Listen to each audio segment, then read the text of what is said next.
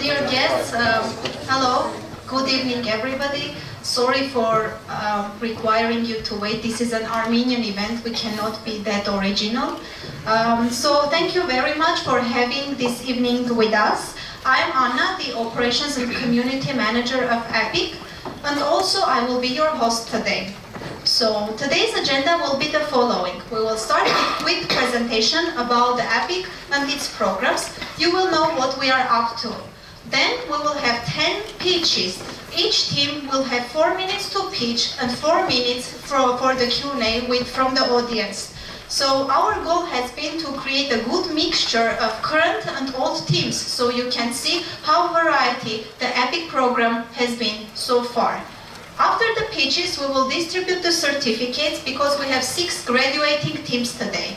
And then we have 2 awards. The first one is $2,500 and the second one is $1,000, which will be distributed to the best EPIC teams of this cohort. After that, we will have a reception, and you are welcome to join the reception and meet the teams because you'd agree with me, there is no better thing than like a face-to-face chat with the startups. So let's begin with the EPIC presentation, and for that I would like to ask Dr. Michael Kuchakjan, EPIC Director, to come to this stage.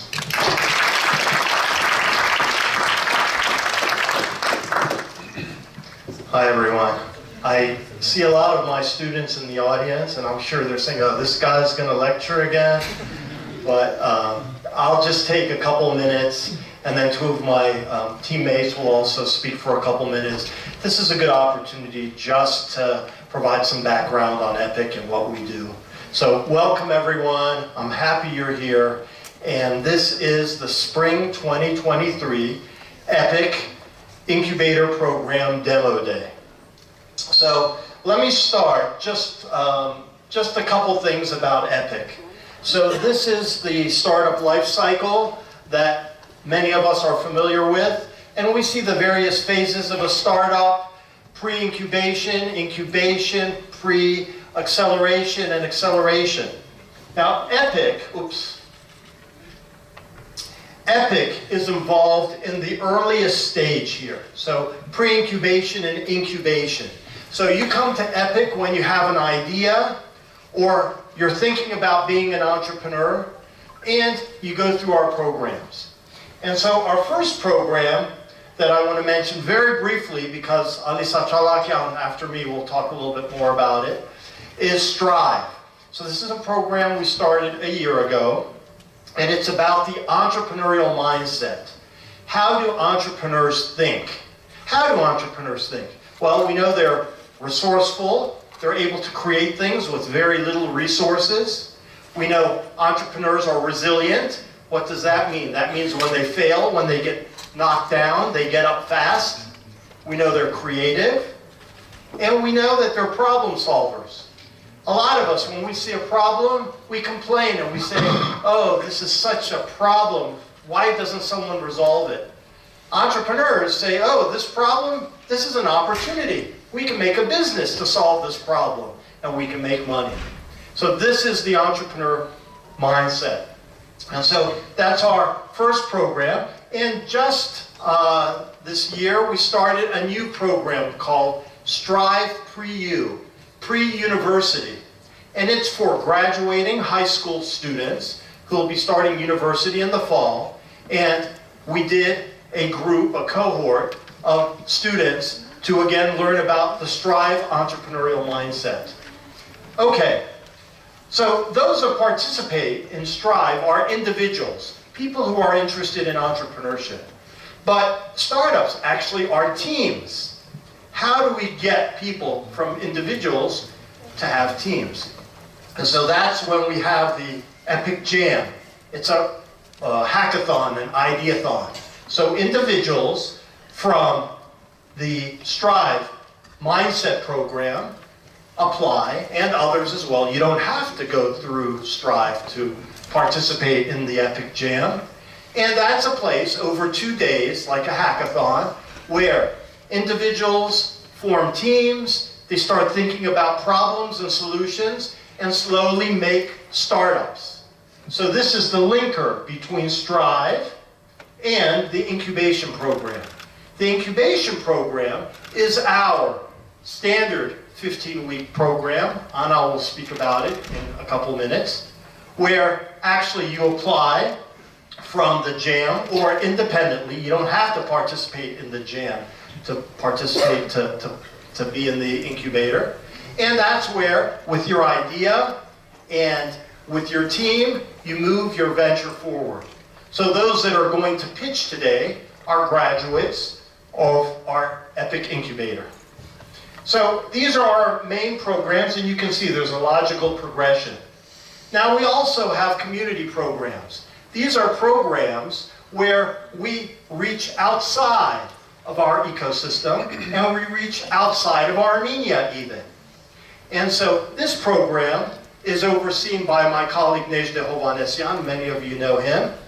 And he has founded the Entrepreneurship World Cup.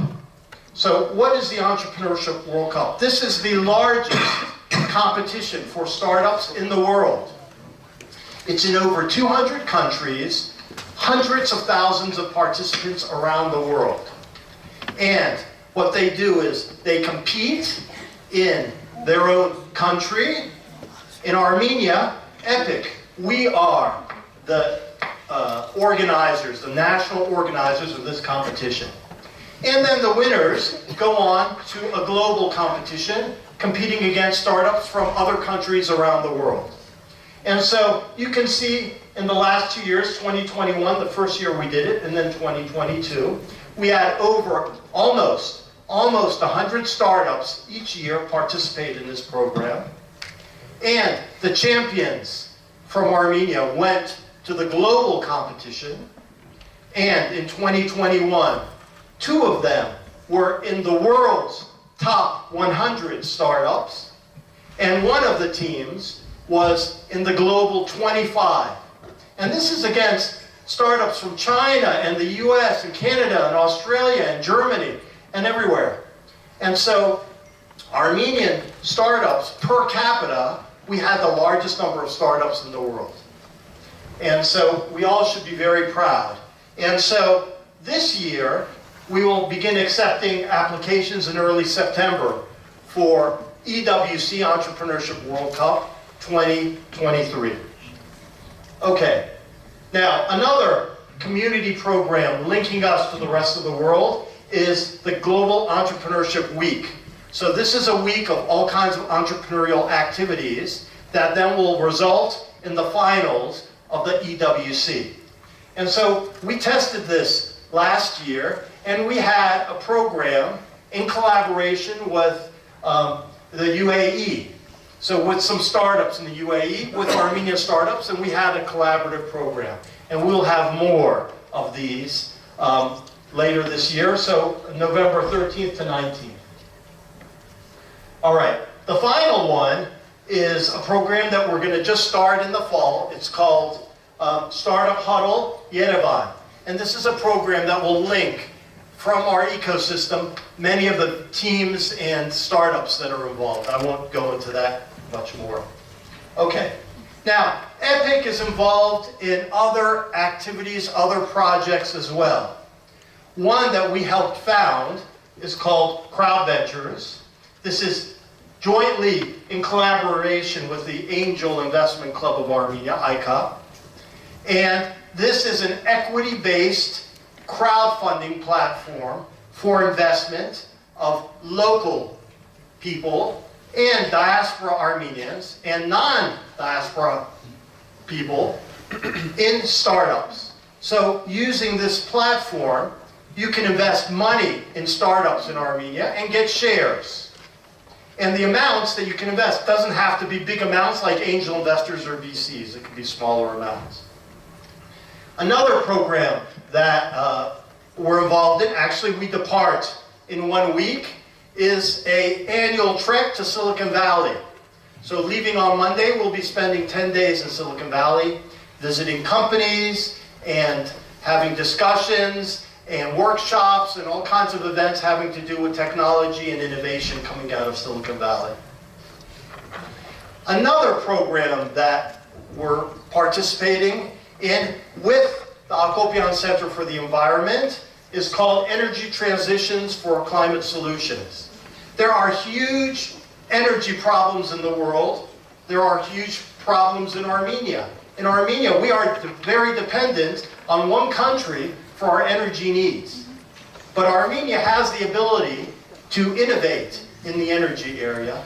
And so this is a program where we are gathering a community of academics and startups and large companies and government officials to try to move forward energy technology and startups in the energy area. And we actually have our first startup in the bio-waste sector. The last slide here is a program that, again, we're doing with the Housekeeping Center. This is an EU program, 17 million euros, and this is to create a digital twin of the oceans.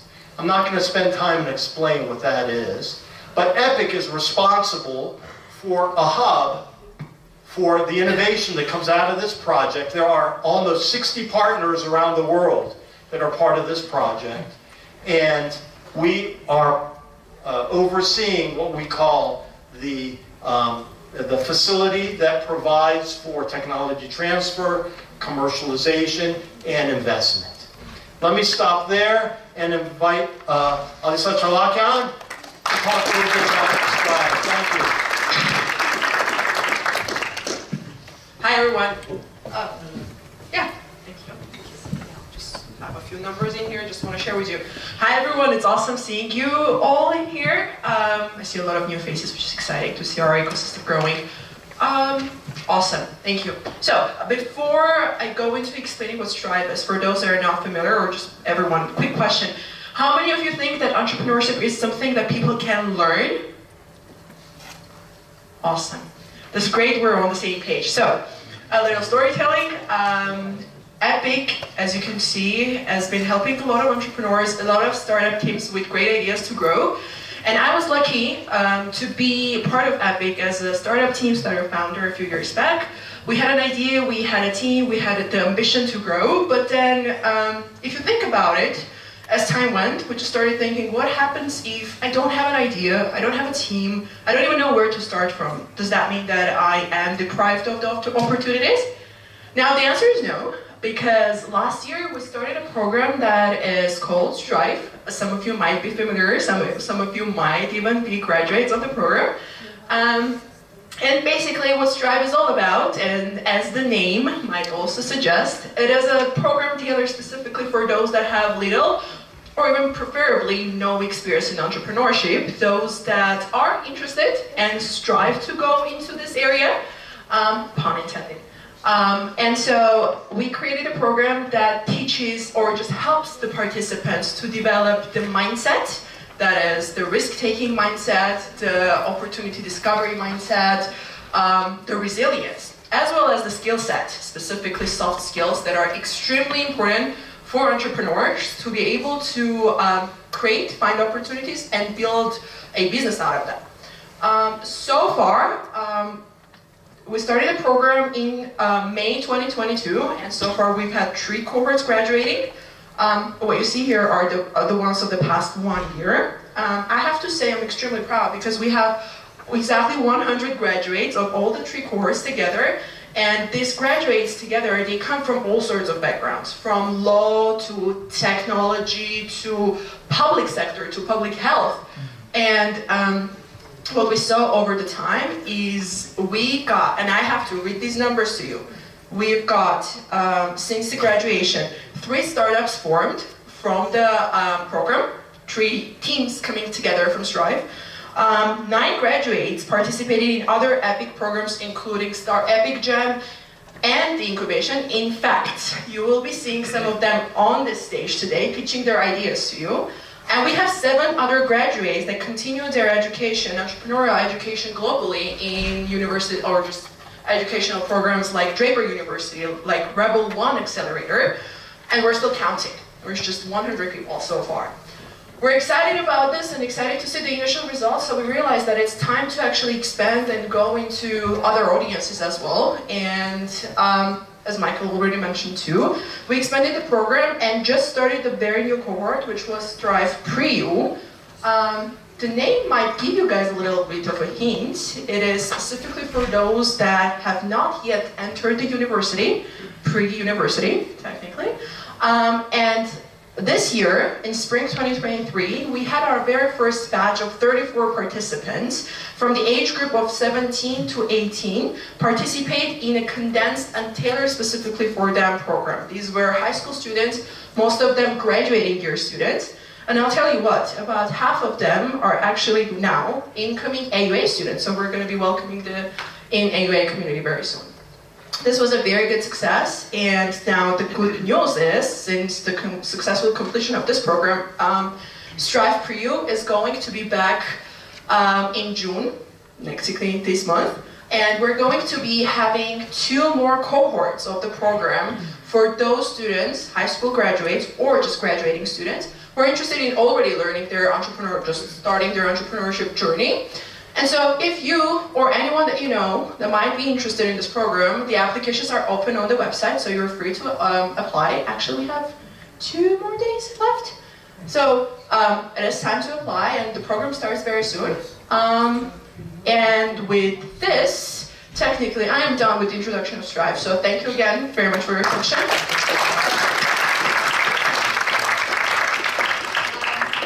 Okay, thank you very much, Michael and Alisa. Now my turn, just a couple of more words and that's it. So now you are invited to the demo day of the Incubation Program, which is the flagship program of EPIC.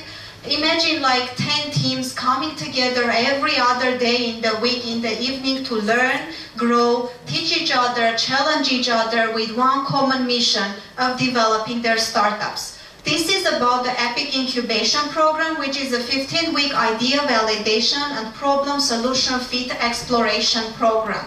So believe me, since 2017 we have been quite popular and demanded in terms of the numbers. So we have had 12 cohorts, and today you will see 11th and 12th cohorts, best teams pitching to you. As you can see, we're very honest, like exactly 413 applications, out of which this batch was the 33. We have 110 teams in our portfolio, and the 10 teams will be pitching today. In terms of the startup founder numbers, as you can see, we are around 300, hoping to increase this number. And in this program, we are offering different types of learning opportunities, lectures, workshops for the 15-week program, a big part of which are the mentors. And I see many mentors sitting in these rows, and I'm very, very thankful, sending you hugs, because without you, this program would not be as successful as it has been so far. So a little bit of housekeeping stuff, and this we will stop telling you about the formal stuff. So first of all, about phones, please turn off the voice. I know that all of us love our phone hand extensions in terms of phones, but let's minimize the voice, because pitching is already a very stressful activity for many of our teams. So let's not disturb them and add an extra amount of stress. In terms of if you want to leave the hall for any of the reasons, please use the back door. Don't use the front row, because we are live streaming and many people are watching the live stream. Hello, live stream people. Also, when we are teaching our participants about pitching, we are always telling that the audience is the most important. Keeping this in mind, we believe that this is a 50-50 interaction. We give you the pitch, you give us the questions. So on your leaflets, you have the startup descriptions, contact information, but also you have the QR code that goes to this wonderful web page called Pigeonhole, where we will be asking you to give us questions to each of the teams that will be pitching. So please use this QR code, you can scan it, but also you have it with you. Please ask difficult questions because we have prepared them to answer to these questions. But we don't have fake questions, just for you to know. Okay, I think we can start. This is it. I have a blank slide, which means that we are moving to the second and most important part of our program. And we can start with our first team, which is called Socatar.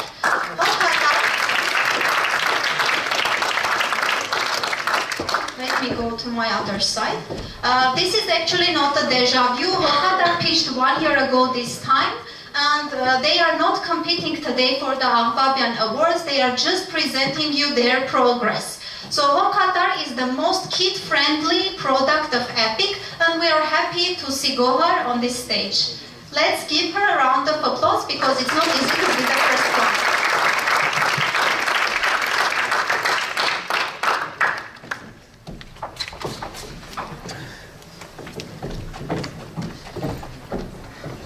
Hello everyone, I'm Gohar from Socatar. Let me start with a question for parents. Have you ever been in a situation when we have an important meeting coming up and you also have to pick up your child from the school? We understand your pain.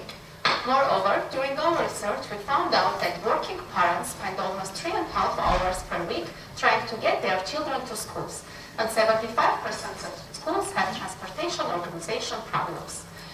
So the problem is absence of specialized and trusted kids transportation service in Armenia. Today, some parents do it themselves, sometimes often being late from their jobs, with the help of relatives and neighbors, sometimes using unsafe taxi services. Our solution is SaaS platform for providing all of this in one platform and for providing safer and optimized child transportation. So Socatar connects parents, schools, and drivers in one application. Our solution for parents is mobile application. I, as a working parent, can track where is my child whenever I want, get notifications upon his arrival to school, and when he is sick, I can notify about it via mobile application. The solution for schools is multifunctional. It's a scheduling system which will generate optimal routes for their students. And when parents notify about changes in students' schedule, the routes are recalculated automatically. Schools have access to drivers and attendees pool, and they can assign new drivers and attendees if it's needed. And all of this is controlled in one Epic dashboard. So Socatar provides predictability, safety, and time-saving benefits for working parents, and cost and human error reduction, and flexibility in schedulings for schools. Our business model is B2B for schools and B2C for parents. So we have one local competitor in Armenia, which is Tour Agency, and comparing with them, we have advantages like door-to-door transportation, flexible routes, and online support. So far, we have gone through Epic Incubation Program and have started providing our services since last September. We have started collaboration with Road Titan and DG, and currently we are transporting 100 kids daily. Here is our current traction of services with MVP of mobile application for parents. We have increased our revenue up to 7K monthly. And this is our growth projection for upcoming 3 years. Right now we have 200 applications in wait list, and we are going to increase number of transported kids up to 300, 500 kids by the end of 2025. Also, we are going to test our software scheduling system with 4 schools by the end of this year.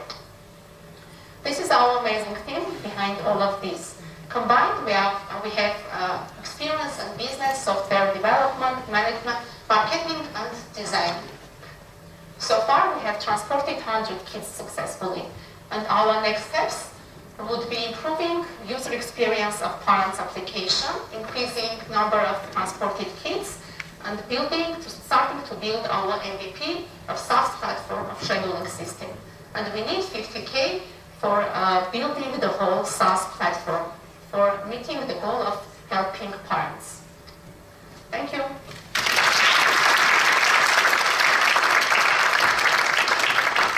Thank you very much. Let's welcome Helene and Arabic, Socatar teammates, and we can move to the Q&A. Yeah, I'm receiving the, please fix the sound, please fix the sound. We are trying to fix it. Thank you. Guys in the back, can you hear it or it's difficult for you to hear it? Okay, thank you, Artyom. So the first question, are you collaborating with public schools? Yes, we are starting collaboration both with public schools and with private schools too. But first of all, we are starting our services providing for parents. To Socatar, what is the value for schools to use this solution? As we mentioned earlier in the report, we have conducted a research, and according to it, 75% of schools have organizational issues when organizing their pupils' transportation. And this is the reason why they're also interested in the product. They could be using the SaaS solution for organizing the transportation of their children. Why not use Yandex? Because we are specialized for kids and we have attendees in cars. Also, the whole process is trackable for children, and our attendees and drivers, we train them how to speak with children, how to get contact with them. And how will you ensure the safety of users? I hope you mean the children, yeah. So as Gohar mentioned, we work with professional drivers who have experience working with kids. We have attendees in the cars who take care of the children. And we have tracking. I think all of this combines the security part. We had questions about the market. They say, is Armenia a big enough market, and do you plan to scale internationally? Yes, of course, Armenia is a small market, and we plan to expand to the neighboring countries, starting with Georgia, and in the future. Can you please expand about the collaboration you have done with Gigi? Yeah, so you probably know about Shuttle, Gigi Shuttle. We are working with them, like some of our routes are done through Gigi Shuttle, but we having our attendees in the car for sure. That's the collaboration, the way we collaborate with Gigi. We have a question about the competitors. How is your business better than other transportations for kids? Okay, actually we don't have a specialized children transportation service in Armenia, and we don't have direct competitors. Whatever we have are actually just tour agencies that during the year they also provide transportation for children. But none of them has software solution like we provide, and we want to be associated with trust and transparency that we offer to parents. This is the reason and the most important advantage that we have over the others. And how do you choose and hire drivers, like psychological tests or something else? It's a whole combination of a lot of complex things that we use here, because this is actually the most important and the most difficult challenge that we face, because it's extremely difficult to find a trusted driver that we want to have to join our team. So we use both psychological tests, we check up their history of driving the car. We also have some numbers, yeah? The drivers are being rated. We also take into account the rate. And besides, we also conduct seminars for them before starting. We explain them our approach. We tell them what we want from them, what they can do, what they can't. And this is how we try to train them. Okay, as we are out of time, thank you very much for the questions. We will have a reception area where you can meet with the Socatar founders and ask your questions. But there was a question why Socatar is pitching again. This is because they have had a great progress in the past 1 year, and Epic made the decision to invite them and show the progress to our audience. Thank you very much for being here. Our next team is presenting a very complicated idea. That is why I ask you to be very attentive. This team is called Bigraphy. They are from our fall 2022 batch and are today competing for the AdMob Awards. Lernik, your turn.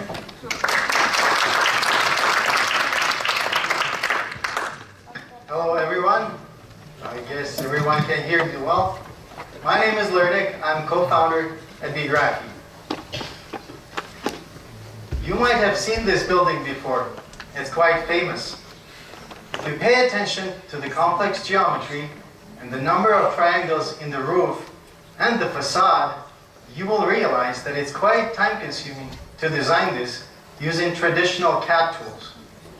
With computational design, that can be achieved 100 times faster. Yes, it is that powerful. Computational design is an approach that uses algorithms to automate the design workflow. Simply put, it's like programming for architects, engineers, and industrial designers. Given the power of computational design, it's not surprising that the number of such designers has been growing dramatically. In the last 5 years, the CAGR was 61%. However, computational design is bottlenecked due to the usage of desktop software, which means you cannot collaborate in real time, you cannot share your files with non-designers, and there is platform compatibility issue. At Bigraphy, we solved that problem by building a web app which enables you to collaborate in real time, share your files with anyone using the URL, and it provides platform independence because it's working in the browser. Let me present the Bigraphy editor. Pay attention to the number of designers working on one model simultaneously. Collaborating as bees in the hive, you can achieve results way faster and efficiently. When we announced the MVP, we had a lot of users registered. Well, that validated the problem partially. While working on the beta version, our user base kept growing at 31% month over month without advertising. We foresee a SaaS business model where we provide free access to the basic set of features and paid access to the premium features. On the CAD software market, we differentiate ourselves as the web app for computational design. In 2027, the TAM is forecasted to be $1.3 billion, with 2.2 million computational designers on the market. Of those, 150,000 are industrial designers. That's our SAM. Out of those, 44,000 are those to whom the web solution is critical. That's our SOM. Meet our founding team. We're very experienced and have the complementary skill set to succeed. The CEO is a serial entrepreneur with one exit. The CTO is a senior full-stack developer. And I've been doing sales, selling products and services worth $10 million a year. We have achieved huge progress so far and raised $1.2 million. And we have big plans for the next few years. If you're involved in computational design or custom manufacturing using CNC machines or 3D printers, reach out, let's talk. Thank you.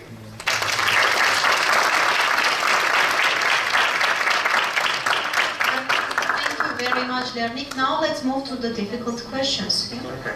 How easy it is for architects to switch to big graphic from traditional mediums and software without previous experience? Big graphic is a computational design tool.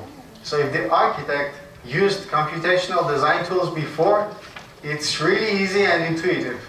But if you have never used computational design before, then it requires some education, some trainings. We'll do tutorials for that. Can you describe your early adopters? The early adopters, I'll probably start explaining why, then who. As mentioned on the slide, are the industrial designers that need the web-based tool primarily are our early adopters. And why is because we are developing the tool. It handles the easier tasks right now. The more complex tasks, we need some time to develop them. Here is a very difficult question. Why should a startup that raised 1.2 million participate in this program? Because you love Epic, right? Exactly. That's as simple as it is. How easy? Isn't your product a bit niche? It is very niche indeed. I don't know, like, can you raise anyone who knows computational design in this audience? Wow, I'm impressed. This is indeed a very niche market, and for this type of audience, we're too many. How many users do you have now? We have 600, and I didn't check today, but about 615 users registered by now. Why do you consider it being a web app an advantage? Web app has a lot of advantages, a lot of other tools, non-computational design prove that. The Figma an example, Miro another example. There are examples in CAD software, non-computational design. I mean, you know the numbers, those are unicorns. The CAD software market, which probably you don't know, Onshape, it was also acquired a few years ago for $500 million. I hope that proves it. Yeah. Are you planning to implement AI features? AI is indeed, it wasn't mentioned on the roadmap because it's a bit longer term, but since we're web app and all of our users are going to hold their files on our service, we'll get better access to something to analyze and build on that. And finally, a very interesting question. Aren't the users disturbing each other by working simultaneously? Good question. Yes and no, it depends on the project. You typically, if you work on one file, then, well, the example we brought on the demo was just to show that you can work like with 10s or 20s. Imagine you're a student and studying computational design, and there is a teacher and 100 students, or take a remote class, 1,000. Then you can go, you probably will not prevent the professor from teaching, you will see it, and then, well, with smaller groups you can work. But at work, like, who's familiar with Figma or used it? Great. So when our designer, I'm bringing our example, but I think it's going to be similar.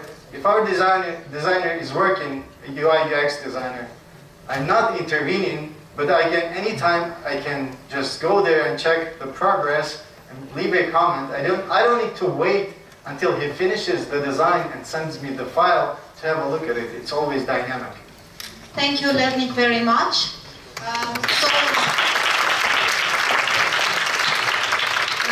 are moving to the team that is graduating today. They will be taking a nice banner with them.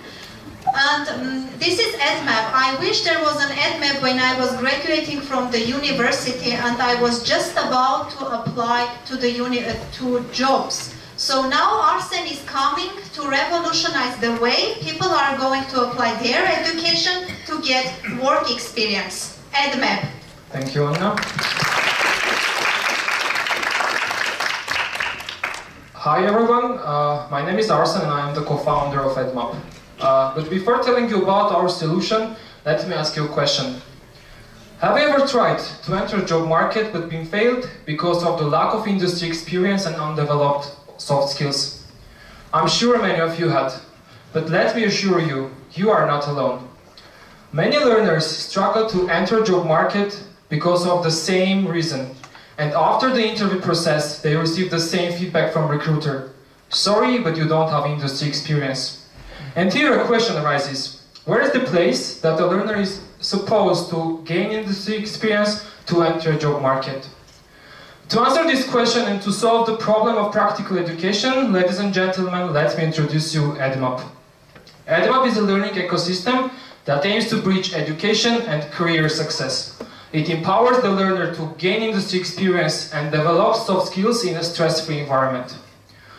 Our product consists of two main parts, simulated workspace and learning framework. But to get to our ideal product, we are currently concentrating only simulating IT workspaces.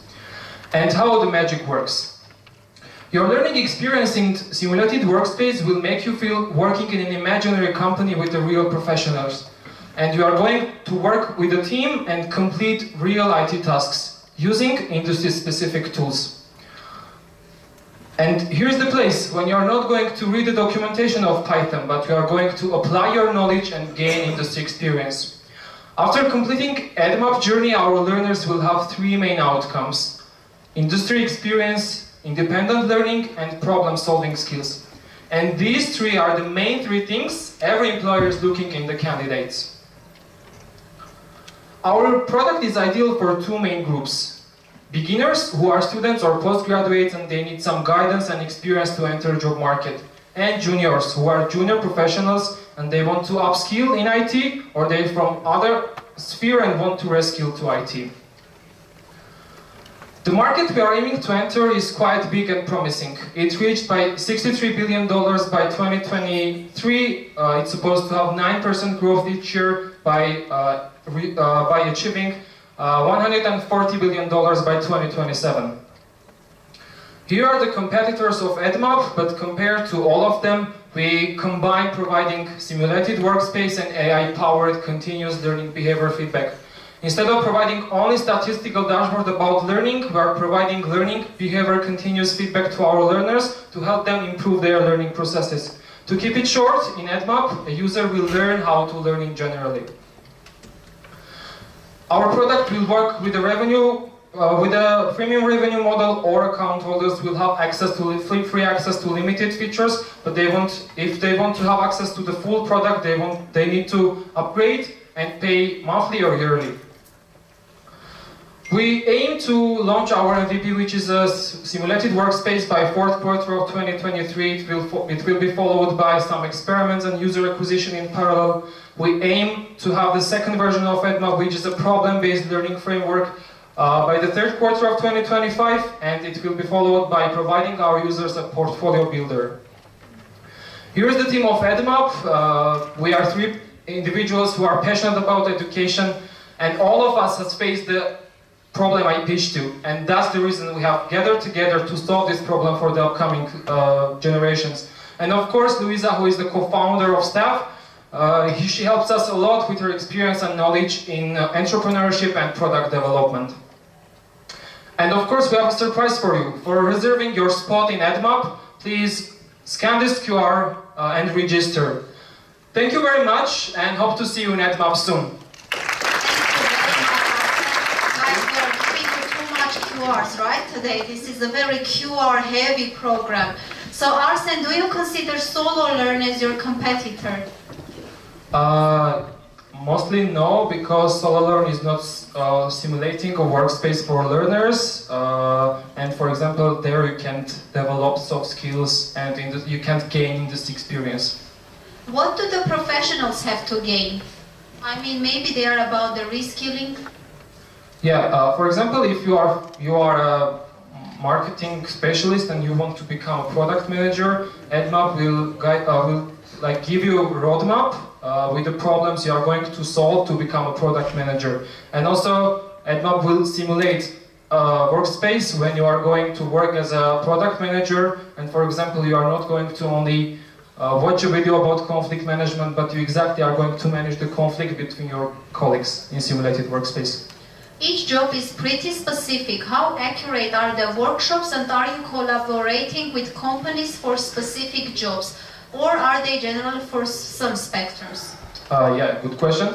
As mentioned, we are only concentrating simulating IT workspaces. If to go more down, we are simulating only Scrum teams for the first. It means software engineer, PM, designer, and QA. For these four professions, we are going to simulate a workspace. For having the problems and projects they are going to work on, we aim to collaborate with industry, so that we are not like inventing a new problems, but the learners will work on problems that exist in industry. I'll specifically ask this question: is Tumo Labs your competitor? Yeah, I'm laughing because I work at Tumo. Yes, I think, but again, I think Tumo Labs is not simulating a workspace. There you can, it provides an environment where you can apply your knowledge and gain experience and like solve problems. But there you are not, for example, cooperating with project manager as a developer. A very relevant question and timely. How will you compete with ChatGPT? The thing we are talking all the time. Okay, it's very simple. ChatGPT is not simulating workspace for you. It can give you a roadmap, but like if, for example, if it gives you a task and you submit your work, it can give you like a learning behavior feedback. So to improve, this is one another advantage. And for people are interested, how are you different from Zlink? And this will be the final question. You are more aware of Zlink. Would you like to meet Lilia, my teammate? Hi. So we are completely different things. Zlink is more for people who are just graduating schools. Basically, just career orientation for them to, it's like helping them to get deeper knowledge in different industries. But we are more professional platform, helping users to gain more professional experience. To sum up what Lilia said, Zlink is not simulating a workspace for learners. The answer of every question is that. Okay, AdMob, thank you very much. Thank you very much. Dear audience, if you have questions to AdMob, again, please meet them at the reception, and I hope they will be able to answer to all of your questions. I'm also receiving some messages saying that the pigeonhole is out of capacity. It's burning because we have many questions. If you have this question, try sharing, taking the phone from a person sitting next to you. As we say, sharing is caring. By the time we are able to solve the problem, and all of the whole members will be able to ask the questions. So our next team is GitHub, which is presenting is changing the way you think about how you are working. Let's meet Hoban, GitHub.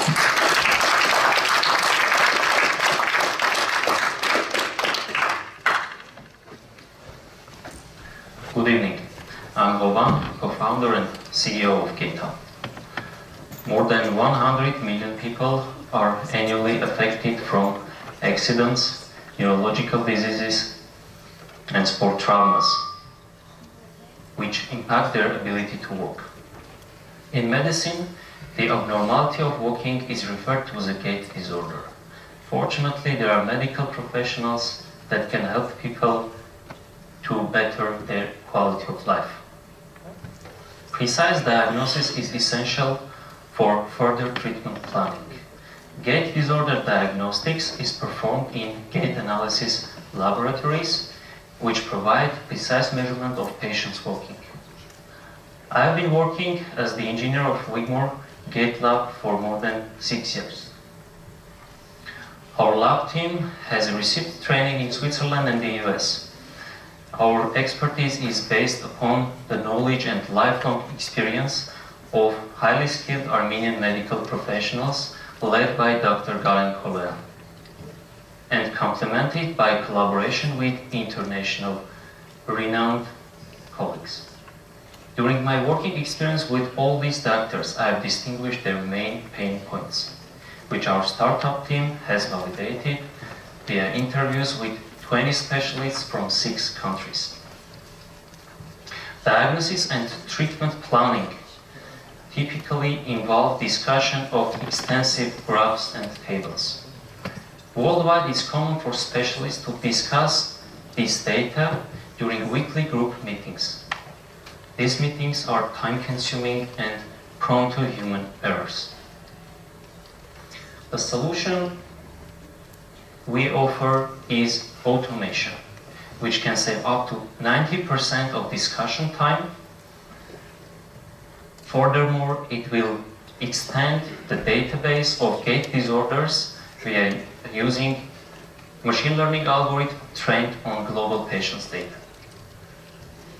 Overall, it will save annually around 1 million hours for medical specialists and about $200 million for the global gait healthcare system.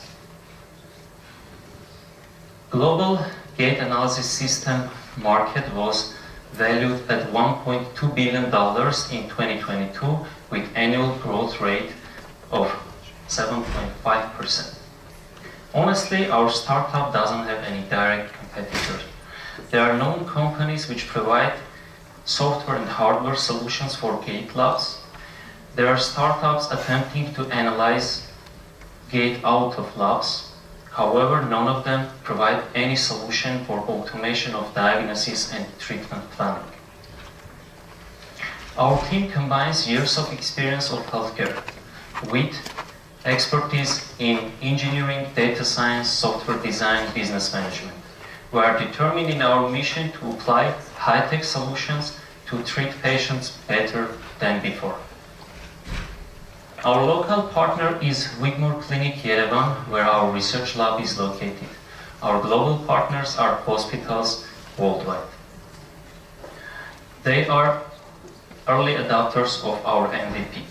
Moreover, they are organizers of world-class conferences. Word of mouth and recommendations will play a significant role in the success of our business model. Thank you for your attention. Our team is actively seeking for R&D investments. Additionally, if there are any data analysts fascinated by our topic, please feel free to contact us. I'm open to your questions. Our team is here for answers. Welcome the team of GitHub. First question. Sometimes no competitors is a red flag. What's your theory on why you have no competitors?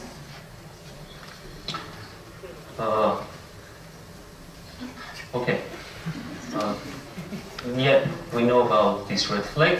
Actually, our colleague, our Swiss colleague, Reinhard Brunner, professor, on 2020, we were discussing this topic with him. He was skeptic, but this was before ChatGPT. So while we were interviewing him during our EPIC program, he was not skeptic anymore.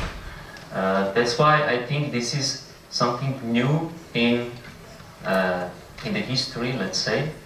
Machine learning, AI, this kind of trendy stuff in medicine. So we're looking forward. Maybe one other team is working parallelly. Are you familiar with social program called MetaGate? They are solving the problem you are talking about by providing hardware solutions to people who are unable to walk after the war. Yes, David Arsenyan is my friend and he knows perfectly our Dr. Sekoyan. He came to our lab, we know them perfectly. It's another topic. More detailed, Dr. Sekoyan. MetaGate is just equipment for rehabilitation and it's totally different, I think. Could you provide an example of a treatment plan designed by your system? Could you provide an example of a treatment plan designed by the system? Actually, it's our next step. At the moment, we are focused on the niche of diagnosis automation. Usually in medicine, you start from diagnosing, and after you have diagnosis, and you can gain the information from that, then you can suggest a treatment plan, of course. Maybe Dr. Mierician can wish to add something? Actually, for the treatment, we need to perform, or we need to take account some really difficult or really different situations, because in medicine nothing is 100%. So first we should diagnose the problem. Then we should provide the treatment plan according to that patient individually. Have you done academic research to see if this problem has been already solved in academic world? Let me begin and then the doctors can continue. Yes, this topic, actually the analysis of graphs and tables and finding out some correlations between them is not new.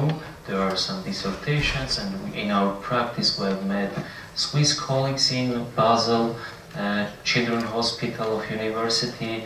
There are some PhDs in this area, let's say. Our job is to automate all this knowledge. Okay, thank you very much, Gaeta. Thank you, Anna.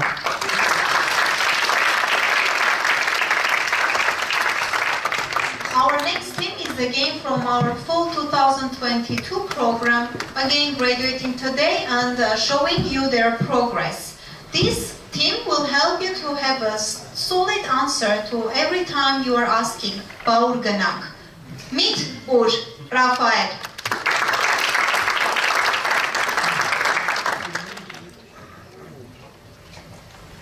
Can everyone hear me? So hello, my name is Rafael and I'm here to present you UJ, our vision for transforming the way people look up for location for any occasion. So imagine the scenario, you're trying to plan out the perfect night out. What are you doing? You're surfing the internet, looking through millions of search results on Google. Then you give up and try to go through influencer-generated content, knowing all too well that it is paid for and biased. Then you try to struggle with the UI and inconvenient filters of platforms such as TripAdvisor. But even if you manage to come up with a place, you still don't know whether the specific menu item is there and whether it is open or not. Sounds frustrating, isn't it? So we came up with this simple process to solve this problem. First, you answer 4 questions about the activity that you are seeking. You're getting a recommendation that actually suits your needs. And we provide you with easy filters to narrow down your search if it is necessary. It's that simple. And free for our consumers, as we are B2B based business with 2 main revenue streams: Trusted Partner Program, which marks the cooperating business as a quality service provider and increases their revenue generation through our platform, and Data Insights, with which we will provide them information about how consumers perceive their company. So we're looking for Sarah, who is a busy person and looks for unique experiences but doesn't have the time to plan for it. And we're looking for John the Explorer, who is a tourist and is looking for unique and authentic travel experiences in the broad countries. So our winning go-to-market strategy will involve targeting the specific segments early with the digital advertisements. We will also cooperate and make strategic coordinations with the hotels to tap into the very relevant market that are tourists, and also a partnership with the newly opening cafes to organize interesting and unique experiences for our consumers. Initially, we plan to launch in Armenia and Georgia, namely capitals. Our target is 5% of the potential market, with the goals of reaching global market in the future. When compared to the competition, personalization, accuracy of the data, up-to-dateness, and ease of use are not simultaneously present at neither the biggest direct competitor, as I mentioned, TripAdvisor, nor the up-and-coming startups and companies such as Uptown or TripNotes, And I'm sure all of you have this generative AI in the back of your heads, but social media platforms or Google will one day eventually come up to this. However, it's such a small niche, and large corporate companies will never spend resources to have accuracy of the information on that. So what differentiates us? For consumers, we are an easy-to-use platform that gives them the place that they are looking for on the go, the data for which is quality assured by us. And for businesses, we are a lead-generating platform, users of which are actually looking for them. So far, we have successfully launched the MVP with 20% recurrent users and 5 businesses which are willing to cooperate with us in the future. And our roadmap, as you have seen, we will finalize the UI, UX and the development of the platform to hopefully launch our beta by the end of this year. Our team involves the experience and the necessary expertise to launch this platform successfully, with me concentrating on the AI, Lucina marketing and platform public relations, and Daniel on the front end. You can scan the QR to be on our emailing list to know when we are launching and be aware when we transform this space. Thank you. Thank you very much, Rafael. Now let's move to the Q&A. I was seeing many questions coming. Isn't your content paid for and thus biased too? No, the content isn't paid for. The Trusted Partner Program is just a program when we will go and quality assure the place. So the partners we will have guides of standards to which the companies will have to apply to be involved in this program. It's not similar to TripAdvisor's verified user when it's only the badge and gets privilege in the search engine. How is it different from Nastya Gzeta? I actually follow her, and I saw like last week a very interesting place. And I wanted to find it specifically, but I had to scroll through all her posts to actually find it. So when there is a specific need, for instance 2 months or 3 months ahead, it will be hassle for me to go through all of her publications, and our platform will solve that issue for me. What data would you collect, sell from the users, and how do you guarantee the privacy? There will be no named data sets. We are only looking at the segmentation and interests of the users. So for instance, if a given cafe is primarily used for going on dates or is perceived by the users as a family place, that's the kind of data that we are talking about. For Armenian cities that don't have many businesses referenced digitally, how do you plan to gather the data accurately without bias, and at what frequency would you update it? Well, we are planning to start with the capital and go to the larger cities, eventually coming to the smaller ones. By that time, hopefully we will have a large enough community to help us narrow down the issues. Obviously, like any app or platform, we will have user feedback. And so, together with our quality assurance team, I'm sure we will solve that problem easily. And again, the same question, doesn't ChatGPT already provide such services? It provides plugins. So there's currently a plugin for the OpenTable, a reservation platform. The differentiation that stands with us is that ChatGPT, like any generative platform, is using probabilistic models. So in any case, you can have a model giving you imaginary time or some information that is not concrete. So that's why up-to-dateness. And there was a startup, TripNotes AI, which actually uses ChatGPT, and we have tested it extensively. And more times than we would consider fit, it gives us false information about a place. So that's the differentiating point that we drive, is the accuracy and up-to-dateness. Can we also quickly repeat the business model, because we have questions about how are you going to make money? So it's completely B2B, 2 main sources, trusted partner, which is quality assured by our specialists about the quality of the service, and we are constantly in touch with their managers to have the data up to date. And data insights, like I mentioned for the previous question, where we give the perception of the company from the customer segments back to the company. Thank you, Rafael. This was all for today. Thank you. let's move to our other startup, which is accelerating the development of education. And this team is called Reducate. Haru.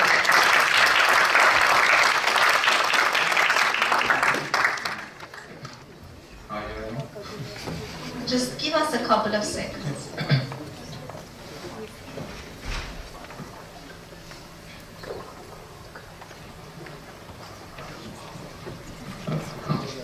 Hi everyone, my name is Harut and I'm CEO founder of Reducate. As we know, the students are losing the motivation and they are not actively participating in study process. And we find out the reason of that.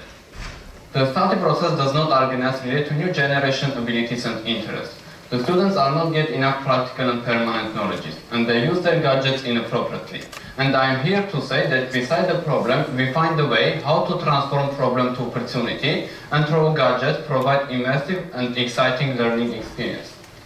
We created Reducate, which aims to digitalize the education sector. Reducate is a platform which has two products. The first is the app for students, where we are using AR technology, through which we allow students to do experiments in virtual labs, and through various games, animations, videos and quizzes, making study process more interactive and attractive. And beside that, we are creating web platform where teachers and schools, without any serious programming knowledge, can create their own education content, place it in our app, and also monetize it. Now let's show how our application working. For example, Haik wants to learn about the optics. He can open the app, choose the topic where he will find all necessary content. Every content in our app, including theoretical part, which presenting through text or audio. Practical part, which presenting through 3D or AR, which not only visualizing the subject, and also allowing students to do experiments in virtual labs, anytime, anywhere, and safer. And after getting practical and theoretical knowledge, he can check his knowledge through quizzes. And after finishing the lesson, he will get practical and permanent knowledge. And about our web platform, MVP version is ready. And now, for example, teacher can take a photo of book page, upload in our platform, choose the content which will be appear on that after the scanning, and after the submitting, it will be available in our app, and they can do their lesson through it. And now we're collaborating with teachers and individuals and through their feedbacks, making our product better. About our target audience, initially our target users is students from 1st to 12th grade. Our target customers is private schools who want to provide digital education and have competitive advantages. To reach our target groups, we partnering with schools and publishers, we participate in various educational conferences and events, and also do digital and referral marketing. And we launched our product in this January, and now we're collaborating with 9 schools and have a good traction too. And about business model, we're providing software as a service solution, and private schools paid us for set up our software, monthly subscription, and also for creating special content for them. And about our competitors, as you understand, our competitive advantages in our product, and it's clear in order for these advantages to be long-term, we have to constantly innovate, and that's why we're now working in new model, which based on AI technology, through which we will understand from which subject students strong or weak, and according to that, we will offer them educational content and make individual study programs. And of course, our biggest advantages in our team, big part of which formed in our Lupa Inc., where we worked together more than 4 years, and our advisors who help us with their big experience in business and product development. And now we're seeking 150K investment, and as a result, we will reach 10K monthly recurring revenue. We will expand our collaboration with private schools and also onboard new 25K active users. And if we shorter, we have a great product, we have a best team, and we will make education more digital, and we will be happy that you will join us and make better tomorrow together. And thank you. You can stand the floor and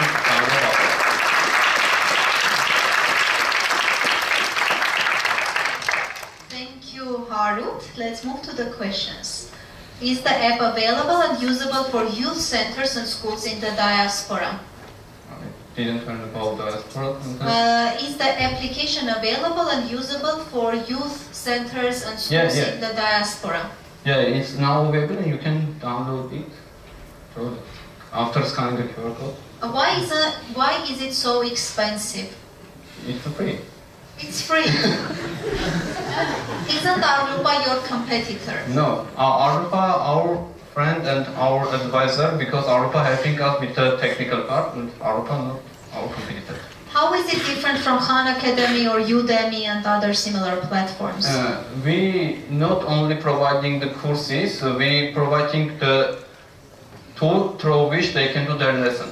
Because the Udemy and I don't remember the last one, you can join and only watch a video, and you through it only get a theoretical knowledge. But through our app, we providing theoretical and practical knowledge. And beside that, we providing the opportunity that you can learn through our app, and after that, getting that knowledge, you can create your own education content and share with your friends and also monetize it. How can teachers produce AR content? Yeah, they can produce it through our web platform. It will be more user-friendly and without any serious programming knowledge. After maybe 4 or 5 months, they can create their own education content. It can be also AR and placed in our web. Do you think Re-Educate is good name? I thought it is product for relearning. I didn't get the question. Do you think Re-Educate is a good name for you? Yes. But it's hard to If the student studies using your platform and doesn't use traditional books, will it be enough to get the same level of understanding as they would get with books? We don't say, okay, let's only learn through our app. We say that our app is something that you have in your study process, because you can learn through books and get practical part of the knowledge through our app. We don't say, okay, let's book, that's another way.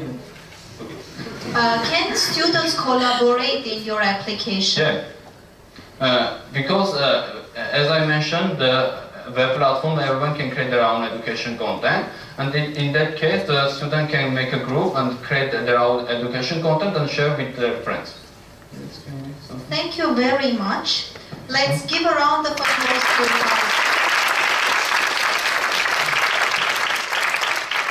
our other team is the third last team that is coming from the full program. Last time I introduced them as the most serious team, but now I'll say they are the most kind lawyers that you will see in your life. Meet Contracta AI, and it is presented by Aram.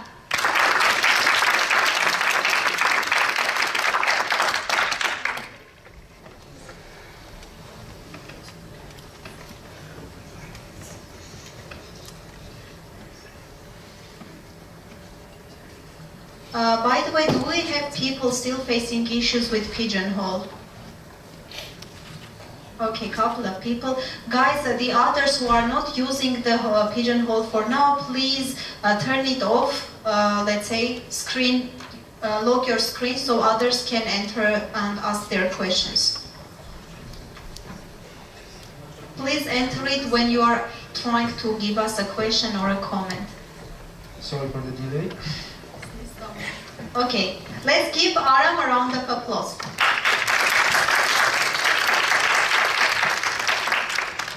Thank you everyone. My name is Aram, and today I will be representing Contracta AI, an AI-powered contract management solution. But before that, can you grab my remote control?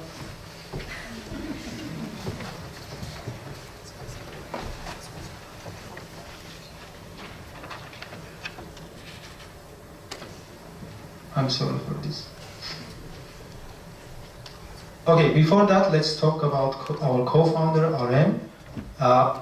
He's now on a honeymoon, and unfortunately was not able to join us. But the important thing you need to know about him is that he is a lawyer, and he hates his work. Why, you might ask?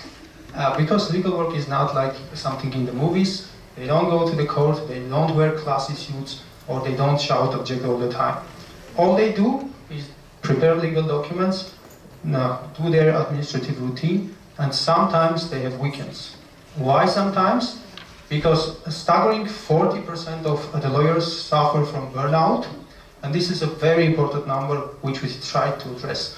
So we decided to change that with Aaron, Shushan, and we did extensive customer research, and we identified the biggest pain point they had, and that was extracting information from the contracts. So basically they need to scroll through all the contracts, do this manually, and they spend hours doing that. With our platform, we used NLP technology to automate that, and now they can do it in just seconds.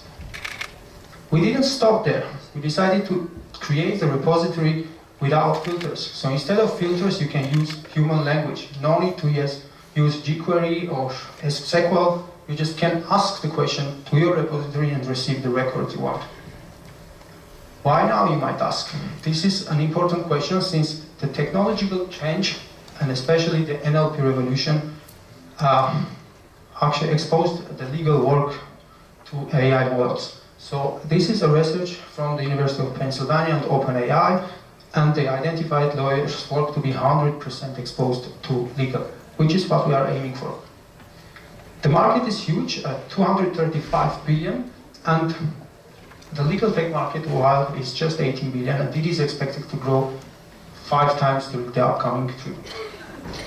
So our market is, we are going to target the in-house lawyers in the US, then we'll move on to corporate lawyers in the US, and then to Asia Pacific, EU, North America. Our competitors are multifold, but they don't offer niche products, and they are not AI driven. They just have an AI embedded in their current set, and the CLM tools are gonna reach the winter soon. We offer integratable solutions. Basically, the lawyers can integrate it with their tool set. We did some smart prompt engineering and set up a vector database to cut the cost, and the extraction is really cost effective, and it is fully automated, meaning that they can easily do that without the need to double check the work. Our business model is straightforward. We offer 3 plans: individual, corporate, and enterprise. They differ in the number of contracts, the lawyers that are going to use the platform, and the feature set. Why us? We want you to trust us not because we all have legal tech experience, or else that we have experience in business, sales, marketing, design, and software engineering. We want you to trust us because we are laser focused on our user, and we trust in the process. Our vision for future: we launched our MVP and started extensively to test it with our users. And during the testing, we actually came across our first customer who is interested to purchase our solution. This is Kluber, a 20,000 member company, and we are currently running a trial with them to negotiate about our solution. Thank you very much, and currently we are seeking for funding opportunities to continue on with our experimentation approach. Please feel free to scan the QR to see our website and express your interest. Thank you very much. Happiness to Aren and his wife. Was a good question. Should we welcome Shushan? Yeah, let's welcome Shushan. By that time you can answer, why did Aren become a lawyer? Everybody knows it's a frustrating work. Yeah, sure, but he didn't know at the beginning. So he found out later. He is actually a PhD, a US educated lawyer, but he is also a Python engineer, and he actually works at a US legal tech company for already 3 years. There have been recent news articles that lawyers using GPT models created non-existent laws. How are you going to prevent the problem of generative AI creating wrong contracts? Sure, but our platform is not about creating contracts, but rather offering extraction of information from contracts and a smart repository as of now. I am aware of the problem the lawyers actually face, but yeah, this is not relevant to our platform right now. Why would lawyers use your platform if they are mainly hourly paid and they want to have more money? This is called a billable hour problem in the legal, but this concerns only the law firms, not in-house departments. In-house departments are actually inclined to use legal tech tools, and they are the primary people who actually purchase legal tools, since they need to automate lots of stuff when they are alone or when they have a small department. Why is so expensive? $1,500? Question mark, question mark, question mark. Since we are a B2B solution, and believe me, there are much more expensive solutions in the field than ours. How do you measure the performance of your AI product? We measure the performance of our AI product by QA. So we have automated the QA through the long chain. So they have an evaluation kind of features, and we use those evaluation features to kind of evaluate the performance of our model. Have you sold any? As mentioned, we are in the negotiation process. During our MVP, we showed it to one of our interested customers, and they asked us to retrieve information from documents that are 500 pages, and so far we have succeeded and need to demo that. And again, the same question, can your product be just a ChatGPT plugin? ChatGPT is just one implementation of LLM models. It is a question-answer implementation.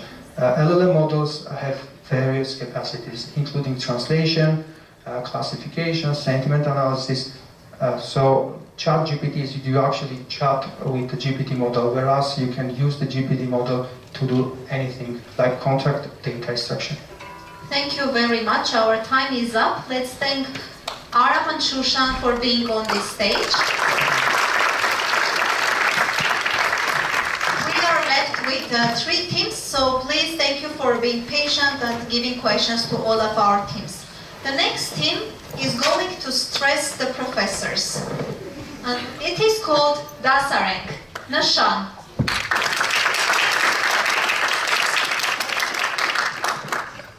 Good afternoon, ladies and gentlemen. I'm Nishan, co-founder and CEO of Dasareng.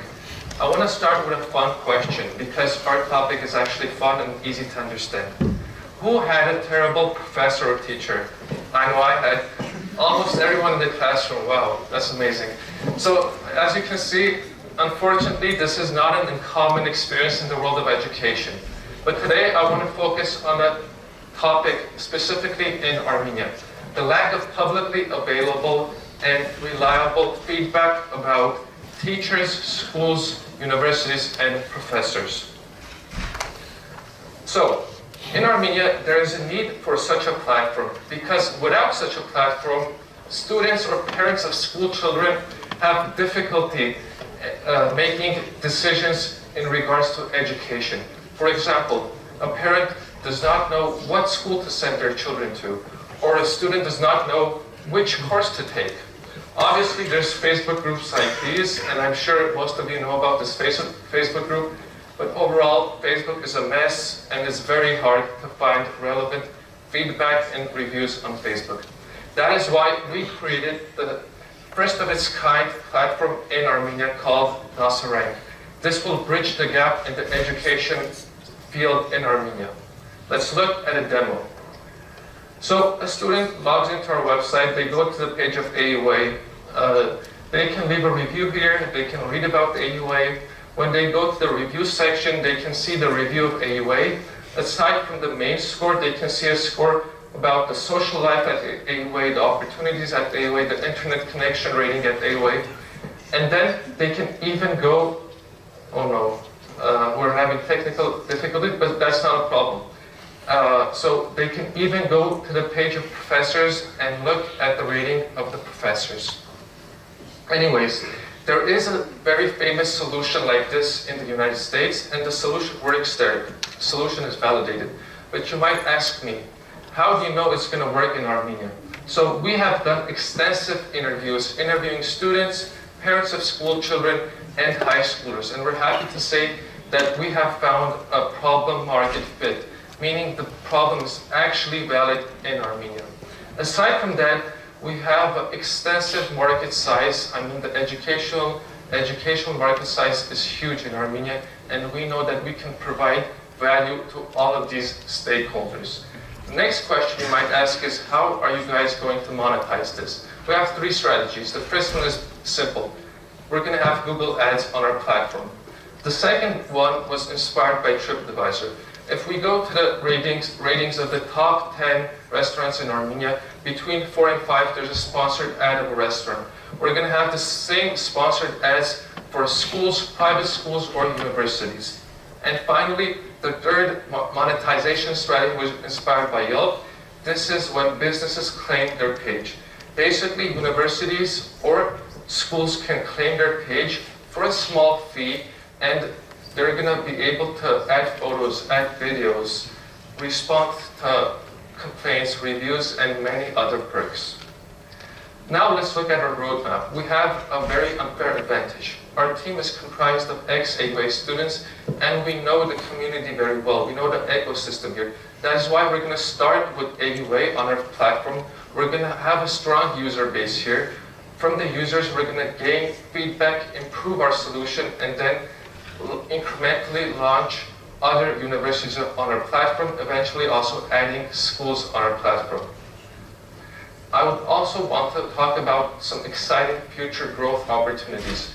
We know that in the future we can also add the opportunity to rate and review private tutors on our platform, and also rate and review the whole educational ecosystem, including rating and reviewing kindergartens, preschools, sports schools, music schools, etc., etc., etc.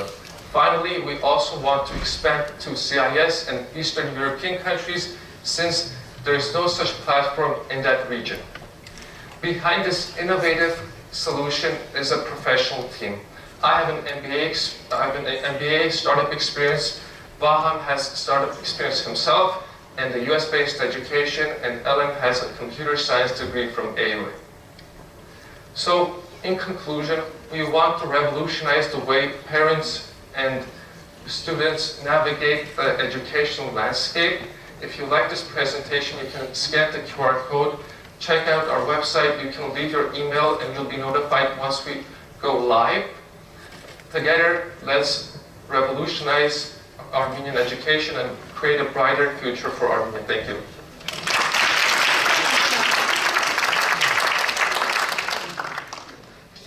But AUA is the only university and high school that lets you choose your professors. Isn't your total addressable market small? I don't think universities would be happy with this idea.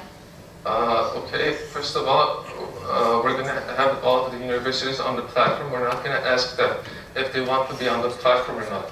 But obviously, you have a valid point here.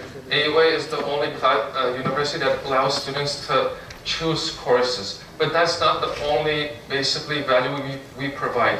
We provide, for example, value to choose the university based on the feedback.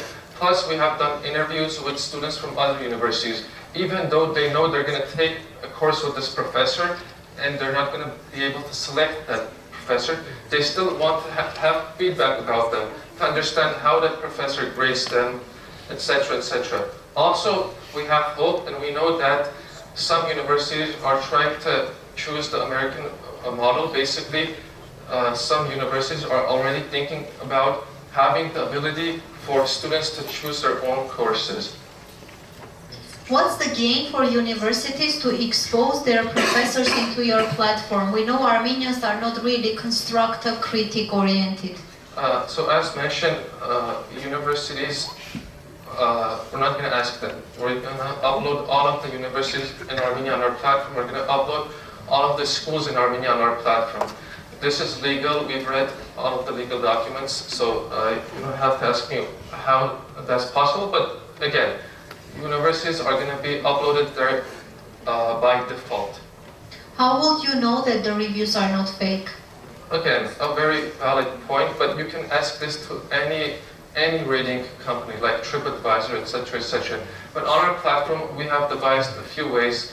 First one is to have upvote, downvote possibility. So if a review is obviously fake, people can upvote or downvote. Second strategy is to allow only students to register with their university email, which will confirm that they're actually from that university, so that they won't be fake reviews.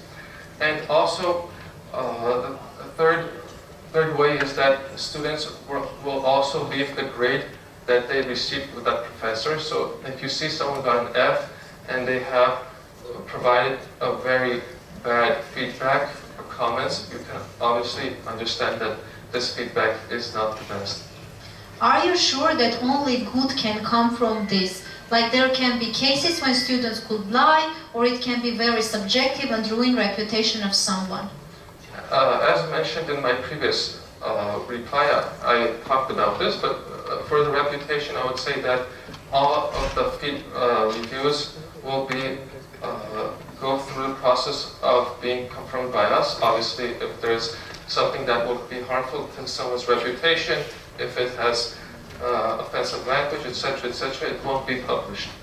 Thank you. We have comment here, great product, do it please. So you have some early adopters. So guys, make sure you talk to Nishan and let them know about your preferences. And then we have, please don't ask about ChatGPT. Thank you. Thank you. We didn't have a question about it. Thank you, Nishan.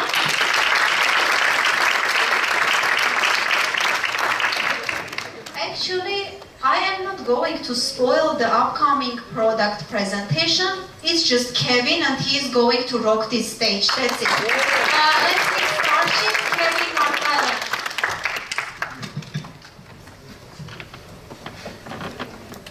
Hello everyone, I'm Kevin, co-founder of Starship. So as an AUA student, I can see the great potential that Armenia has to have a very successful and positive future. And I'm sure that many students who are around my age want to be a part of this by getting the highest level of international education as they can. Unfortunately, this is not the case because of this number. This represents the number of Armenians who were accepted to international universities but ended up not attending because they just didn't have enough money. Well, at this point, they should start looking for financial aid, right? To do this, they need to do extensive research to find all the eligible opportunities for them. Then they need to apply to said opportunities one by one with potentially different documentations, not to mention that they are offered very limited time to do so. Currently, they have three main options to make things a bit easier. Firstly, they can use Google, of course, but the information provided is very poor organized, has low credibility, and is potentially outdated. Their second option is their personal network, their friends and family, who've done very limited research in the field and have low expertise. And this causes them to not cover their full financing potential. Their best option is to hire a consultant, but this can be very expensive at times, and you have a very limited access to all the information. Not anymore, because now you have Starship, an all-in-one web platform designed to connect students with potential financing opportunities. People benefiting from Starship are going to be Armenians who are accepted to international universities and are looking for financial assistance. Your experience using Starship will look something like this. After logging into the platform, you will go into the search section and, depending on your current degree, fill out these 4 sections with your personal information. After clicking See Results, you will be presented with all your eligible opportunities, from which you have the option to apply to them right away or save them for the future. In our roadmap, we plan to finalize and launch our MVP by the end of August 2023 and start working with AUA students. We chose so because our market research shows an abundance of this problem among AUA students. And we plan to have covered all Armenian universities and have some presence in other CIS countries by the end of 2025. In our competitive landscape, we have a huge advantage because we are the only Armenian company that offers its customers a personalized list of all eligible scholarships and gives them all the information they need to learn all the information, basically. And none of this is visible simultaneously among any of our other competitors. We will utilize a B2C freemium model for which our customers will be able to create their profile, learn everything they need to know, and receive up to 4 scholarships from us, but they will have to pay to unlock their full financing potential and receive consultations from us. We are sure that this idea is going to work in Armenia because the idea has been validated and implemented in other countries, and we are going to be the people to implement it in Armenia. And that is possible with our team. We have Siranush, a business major, and our CEO, me, Kevin, the computer science major and COO, and Azad, another computer science major and our CTO. And none of this would be possible without the help and insight of our amazing mentor. So thank you for that. Thank you very much for your attention. I'm open to questions, and if you want to receive our demo as soon as it launches, feel free to scan the QR code. Let's welcome the amazing team Siranush and Azad. Let me remind you that this team has been formulated during our 2-day hackathon called Epic Jam, and we are very happy to see you here. So I was saying only AUA, only AUA, only AUA, only AUA. Maybe you can give like a one solid answer, like how no. it was doing. Okay. Absolutely no, not only AUA. In our roadmap you can see AUA is going to be our early adopter, but we are going to scale not only in Armenia and other universities, but also in CIS countries.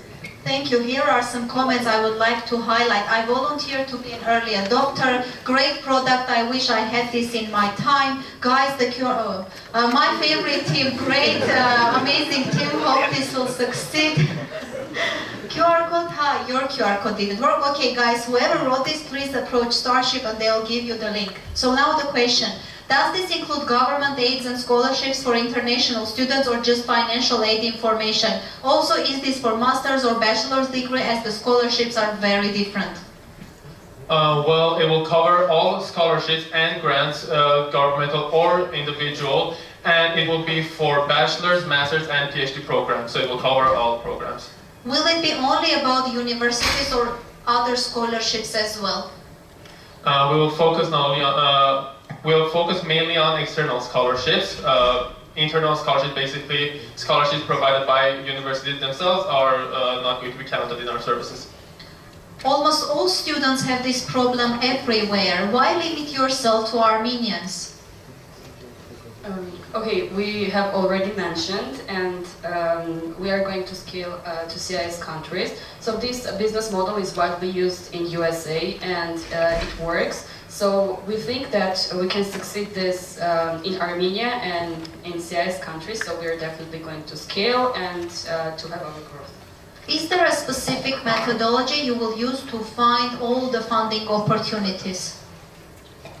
There is no specific methodology. The first thing that we are doing is trying to understand which universities most Armenian students apply to, so we can cover the scholarships and all the aids that are connected and applicable to those universities, and then expand based on the need and demand. And why Starship? My favorite question, because everyone asked this. Starship because ship stands for scholarship, and stars because we are for raising stars and we are giving them scholarships, so no connection with Elon Musk's last project, although it failed, but we are going to be successful. Thank you very much.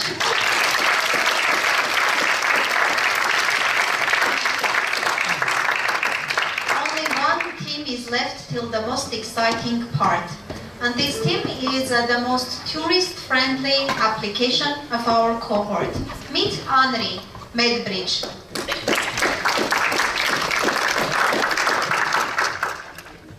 Okay. Hello everyone, I'm Henri from the MedBridge team, and our goal is to make visiting foreign hospitals as a process as simple as possible. So I'm going to start with a story that comes from one of the interviews that we did. And the story is about Galia. She's an Armenian grandma that needed urgent medical attention abroad.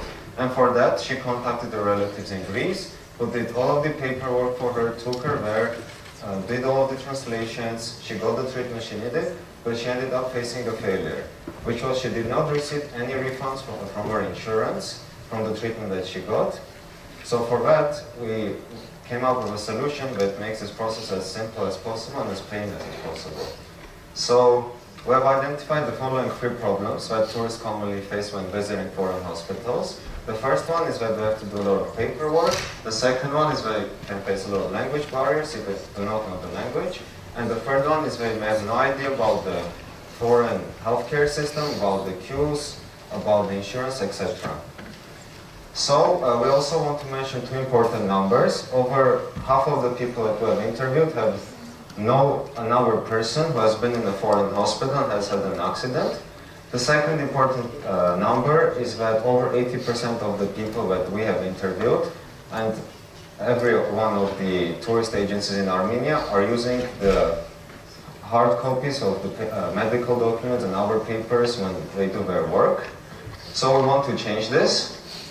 We came up with the following solution, which is an electronic document storage that allows the users to store their information in electronic form. Also, to perform scanning of the documents, the text interpretation, as well as the translation of the documents.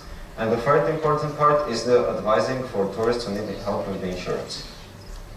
So this product is going to help the customers to, number one, overcome all of their language barriers if they do not know the foreign language. Second, to save our precious traveling time. And the third thing is obviously accessing all of their information, all of their documents abroad from anywhere in an electronic form. So the process for the user is very simple. They scan their document, the text only gets interpreted, and then they can translate it and share it with the corresponding institutions. And we estimate the market size the following way. Every tourist can use this product, and there are over 2 billion trips taken every year internationally, and over half of these travelers are actually not going to America or Europe, which are already using electronic documents and standardized forms, and about 10% of these people will end up actually going to hospital in a foreign country and having to get medical help. So the numbers are calculated for a monthly subscription fee, and the product is going to be distributed with a freemium model. So the users are going to get document storage functionality as well as user stories for free. And with the premium fee, we are going to get the AI functionality, which is interpreting the text, translating it, and then also sharing it with the institutions that they want to. Our roadmap is the following. First, we want to release our MVP and see how it fits the market. And the second step is obviously partnering up with the tourist agency so they can give this product to their customers, and which will become our customers, and by this we'll gather more data and improve our products. And then obviously the next step is partnering up with the foreign tourist agencies. By analyzing our competitors, we have identified the following important points. There is no competition currently in Armenia.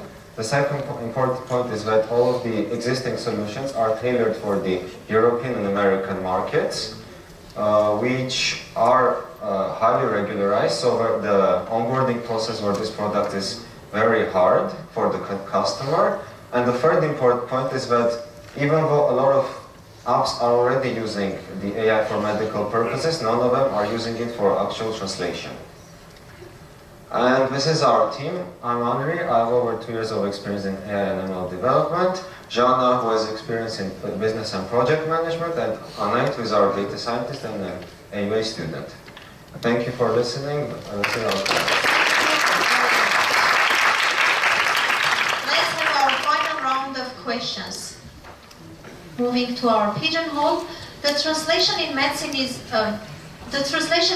is usually done in an official or legal format like notaries. Do you think foreign hospitals and insurance companies will trust the technical translation?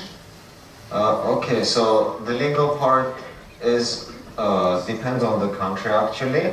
But when you go to a foreign hospital, the doctor is going to ask you questions, and the important part for you is to communicate all of your information without facing any problems. So you might not even check your documents, but you need to be able to translate it and tell your doctor about the conditions that you actually have. Medical information is private. Do you guarantee unconditional user privacy? Startups tend to give in to good deals and sell user data for hefty sum. Okay, so we do not plan to sell the data from our customers. Our value is actually in using this data to improve our service as much as possible and keeping that data private for the customer himself. The institutions used to the traditional documents are used to traditional documents. How would you convince them to use an online platform? So this movement is already existing. America and Europe are good examples. They are already using electronic forms or documents. Even in Armenia, there is currently a similar company, AdMob, which has a solution, but their solution is very limited in terms of functionality and contains very limited data from the past few years. And so it is not as competitive compared to the global market, but this is a movement that already exists, and every government is trying to digitalize their existing solutions. How many facility centers do you work with outside the country? Like maybe you plan to work after Armenia? Yeah, obviously the next step is partnering up with global agencies. But again, our current market is Armenia, as none of them are using electronic forms or documents, so this market is open right now. Are you suggesting updating all the medical history? That's too long and expensive. Updating? Are you suggesting updating all the medical history? That's too long and expensive. So this is already being done by Armenian government. As I said, Armed is doing it. So our job is to give people the opportunity to do it themselves, so they can do it faster and a more efficient way, if they want to. Here is a cool question. What are some underwater stones that you identify, and what are your strategies to overcome them? Underwater stones, problems, you mean? Okay. I don't know. Answer it as you understand. For us, it's obviously the legal part for entering the European and American markets. So we need to find a way that's easy for the user to use and as simple of an onboarding process for them as possible. How will you compete with ChatGPT? If we knew this answer would be so popular, we would get ready for this. Okay, so ChatGPT is a Q&A service, as we mentioned before. It is not specialized for anything related to medicine, so if you have data that's already covered from your users, that's specifically for the medical field, you'll be much more efficient, and you can have some guarantees about this performance, unlike ChatGPT. Thank you very much, Henri, and this was all for the picture.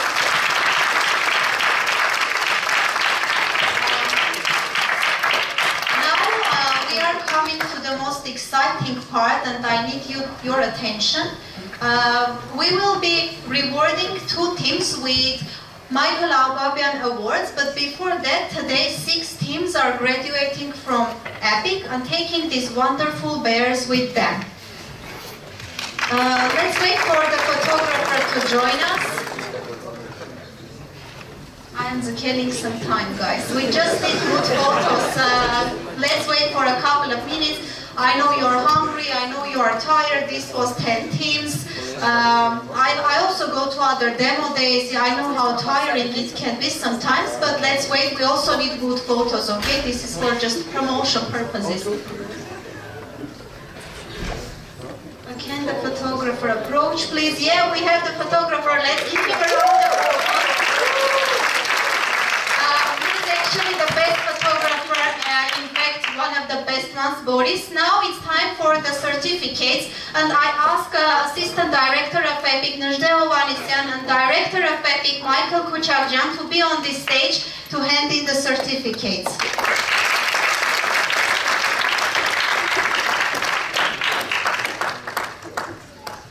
And our first team is MedBridge.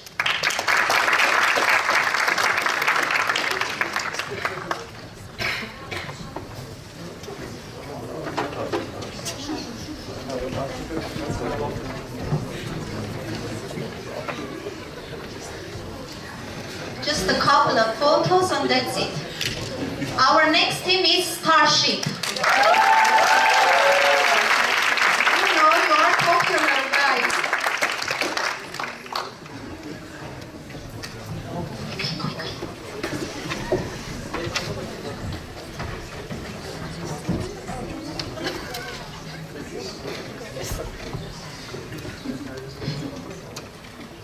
Our next team is GitHub.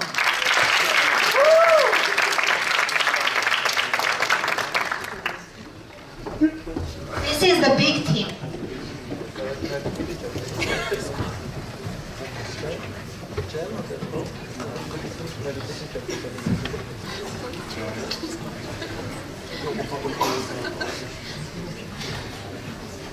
See how difficult it is to have a big team. Our next team is AdMob.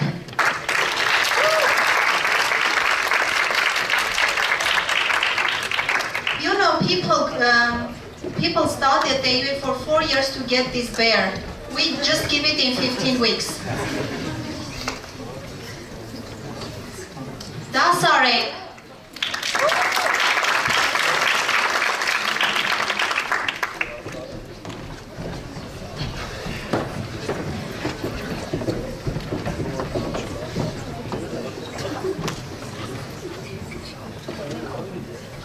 And finally, Reducate.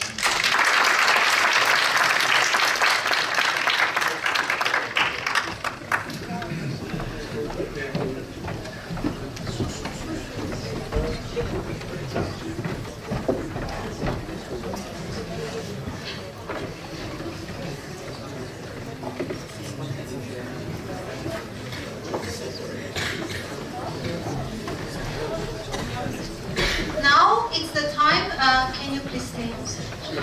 Now it's the time to announce our awards.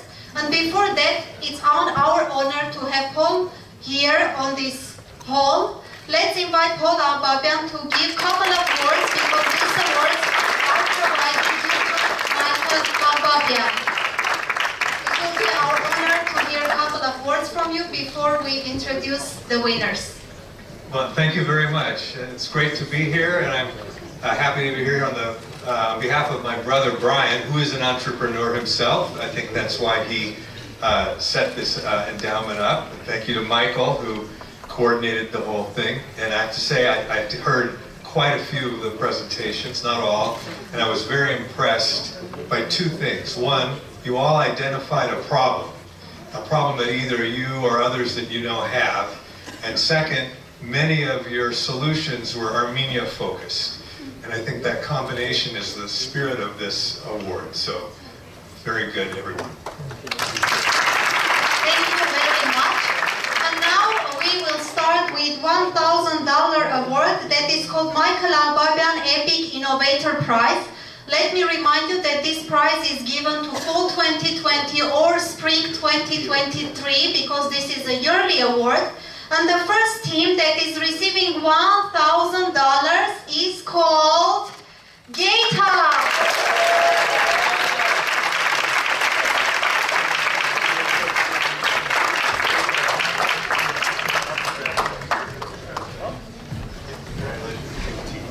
Having a big team works sometimes.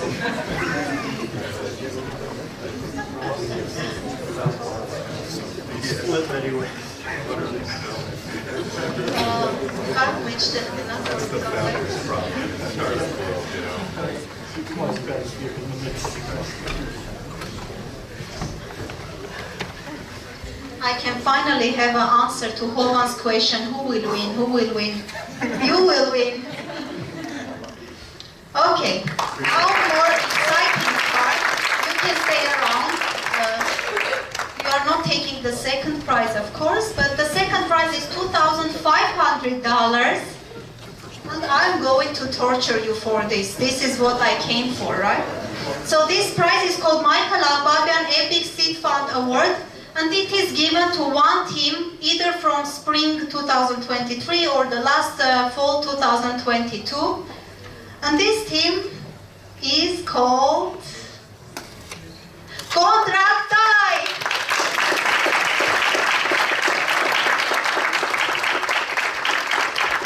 Our lawyers taking the $2,500 with them.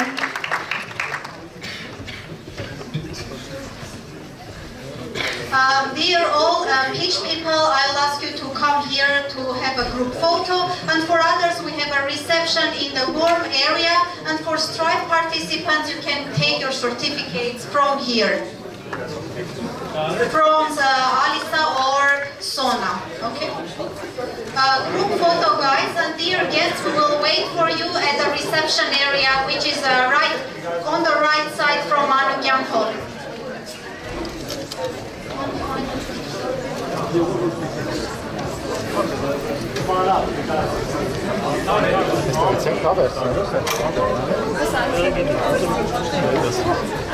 Dear startups who pitched today, can you please come on the stage?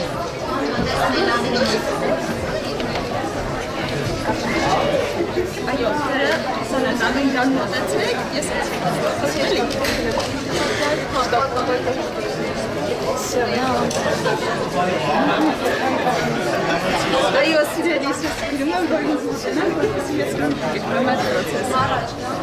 Ithemana, hava khunchama ke kesman dastarbanare, hava tekesgohu.